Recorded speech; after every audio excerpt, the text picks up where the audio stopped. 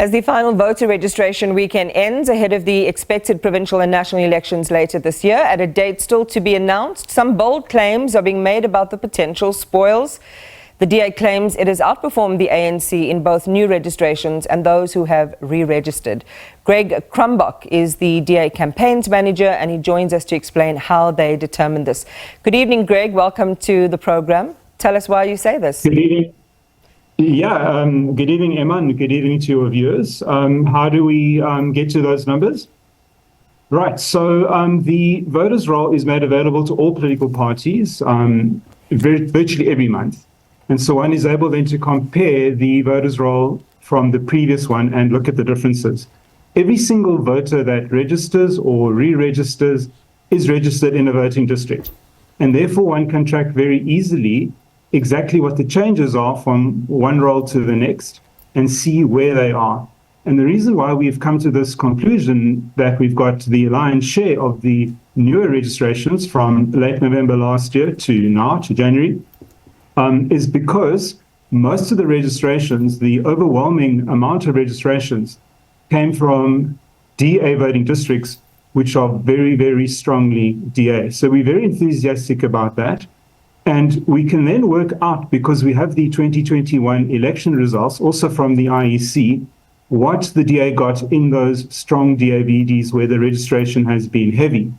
So we can infer from that what the likely nature of the new registrations are, and that's bolstered by three more things. We have, for example, quite a few opinion polls now by independent companies over the last year or so, and some quite recent ones. I include the Rapport, City Press, IRR, Social Research Foundation. All of these polls show that on average, the DA has increased its support by about a third, and the ANC is down to the lower 40s, sometimes the high 30s. So that shows that, in fact, in these DA strongholds where the registration has been heaviest, we have, in fact, increased our support, which tells me that the results we're getting there are authenticated by opinion polls. But more than that, in these very same type of voting districts, we've had 65 by-elections since 2021. And if you take the metros in particular, 5 of the last recent metro results across the Ekurhuleni, Johannesburg, Tshwane, Cape Town, eThekwini, including even Mzinduzi, our share of the vote has gone up to 93% there, off a base of 75 compared to 2021. So that actually shows that when voters actually choose, they are reflecting those heavy registrations, and our belief that our figures are right is borne out both by opinion polls and indeed by-election results. And lastly, I guess the issue, Greg, so sorry, because I think we've got quite a meaty understanding of how you've pulled together and you've created this compendium of where things might lie. I think the problem that people have and the criticism is that this statement, or this is put out as fact, that the DA outperforms the ANC in new voter registration, when, as you're clearly explaining, these are projections. There's an element of guesswork, effectively. Well, no, I wouldn't say guesswork. I'd say it's very scientific, because we are able to process all 163,000 registrations against our own systems, and including that the 2019 and 2021 actual results published by the IEC. So in fact, it's very scientific rather than guesswork. And I would appeal to the viewers' common sense. 70% of all those registrations of which I speak, the largest share, 37%, in fact were processed directly with the DA. Voters either went to a DA gazebo, a DA constituency office, a DA registration table, were helped by people in DA t-shirts, were enthusiastic about registering and looking forward to voting in May.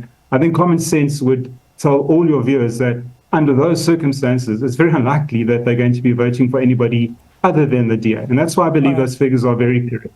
So here's the IEC who says that what the claim that you're making has an element of unverified information in it. So let's play that response to your post about registrations. We'll get your response and then just ask you one more thing before we say goodbye. No political party at this stage, with the 27 million individuals on our voters' roll, has any guarantee of how many and who of the 27 million will vote for them. So clearly there's an element of unverified information that they are putting online there. Now, before we cast an aspersion, we tend to ask more questions. This is where my associate there, MMA, must come on board and receive such a complaint as this question for an investigation. The INC's Deputy CEO of Outreach, Mawetu Museri, you would say this is not misinformation then, Greg? No, certainly not. I mean, I think this is really semantics. People register with the IEC in order to vote for a political party. There's absolutely nothing unusual about a political party being confident and believing that a large share of the voters will vote for them. As recently as yesterday, President Ramaphosa said that he's confident that the ANC is going to get over 50% in the elections. Absolutely no different to the comment I made about the 163,000 new registrations. And common sense will tell you, if the heaviest registration is in DA strongholds, if the opinion polls independently published are showing increasing support in those strongholds, if by-elections in those areas rise and actually have the DA going up from 75 to 93%, I would say 95 out of 100 people will say it's quite reasonable, and certainly not anything that we just heard from Mr. Misery, that in fact means the DA should confidently expect the lion's share of those registrations to go their way. Yeah, I guess the issue, Greg, just in an election, highly contested, some are saying it's going to be the most contested elections in South Africa's history. As you say, a lot of people are going to be making the claim, and you're stating this is more the confidence that the DA has based on a range of information that you've put together, but it is by no means fact. I'm going to be speaking to one of our guests. Hopefully you'll be able to listen, and they've done another survey, which we're going to interrogate just now, but what their survey is saying, the DA is going to lose its majority status in the Western Cape, and this is with the Wits School of Governance. The bigger picture is that there's going to be a lot of claims, counterclaims, a lot of speculation about this. Do you think you're taking a risk this could backfire, this level of confidence? Well, you see, Imam, when the polls have been rising and when the DA has been tracking consistently now for a number of years steadily upwards, then I think you have a very solid base on which to feel confident without taking anything for granted. So I don't want to second guess the voters, but I'm really encouraged by the support they've given us in by-elections across all communities, which reflect very accurately the rise we're seeing from independent opinion polls. All right. So we'll have to see. But, the basis of my claim is very, very much based on hard data, evidence, and science.